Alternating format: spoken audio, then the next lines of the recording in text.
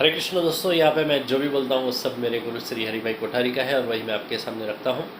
आज का sharing session है 1179 और आज का टॉपिक है गीता अध्याय 16 और श्लोक है 9।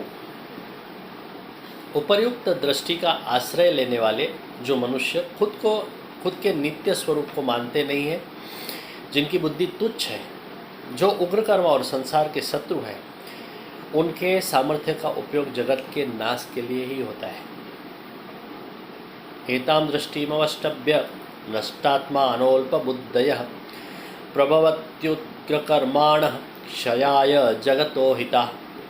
धर्म अधर्म, पाप पुण्य, सदाचार, ईश्वर या परलोक किसी को नहीं मानने वाली नास्तिक दृष्टि का अवलंबन लेके ही ये लोग चलते हैं।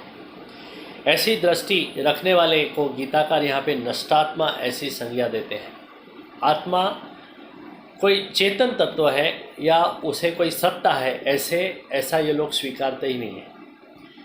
कत्थे और चूने को मिलाने से जैसे लाल रंग निर्माण होता है, वैसे भौतिक तत्वों की मिलावट से ही चेतना पैदा होती है, ऐसी उनकी मान्यता होती है।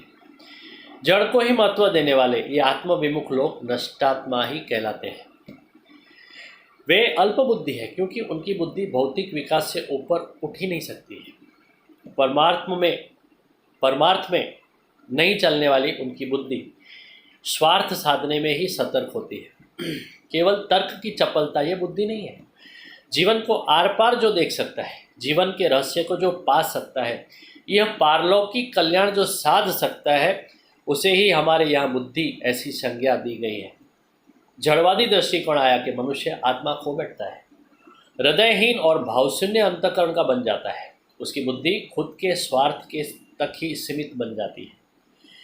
ऐसे लोग हित की भाषा तो बोलते हैं, लेकिन उनका खुद का ही हित साधते हैं। उतना ही नहीं, लेकिन खुद का हित साधने में, अन्य का अहित करने में भी ऐसे लोग पीछे नहीं पड़ते हैं। सहु स्वार्थनी दिवालो चढ़ी ने बेचता, तथा जड़ न मिलन नहीं कोई भावता, नहीं चैतन्य निरखी चेतन नाचतु, भरी भीड़ मही लागे एकल वायु। जगत के अहित और क्षय के लिए ऐसे लोग उग्र कर्म करते हैं। उनकी दृष्टि संकुचित और निर्णय स्वार्थी होते हैं। कादव किच्चल में रह के ड्राउं करते देड़कों के जैसे ऐसे मिथ्याभिमानियों का प्रचार तंत्र बहुत ही सतर्क होता है। शोषण ही समाज रचना पे भाषण कर के ऐसे लोग समग्र समाज को निचोड़ लेते हैं। ये उग्रकर्मी पाप से भी नहीं डरते हैं, प्रभु को पहचानते नहीं है तथा प्रायश्चित को समझते नहीं है। लोगों के प्रेम, निष्ठा, श्रद्धा जैसी पवित्र भावों का उपयोग करके ये ऐसे विश्वासघाती जगत का क्षय करते हैं। किसी की श्रद्धा या भाव को उड़ा देना यह उग्रतम कर्म है। भाव यही भगवान है, ऐसी इसके लिए किसी के भाव को ठुकराना यह भगवान को लात मारने के बराबर है। ऐसा हीन कर्म करने वाले, कराने वाले और शांत चित्त से देखने वाले सभी असुर ही हैं। कल के श्लोक का पारण करके रखेंगे। काममाश्रित्य दुष्पूरम दम्भमान मदान्विता, मोहात् गृहीत्वा सद्ग्राहान् प्रवर्तन्ते शुचिव्रता।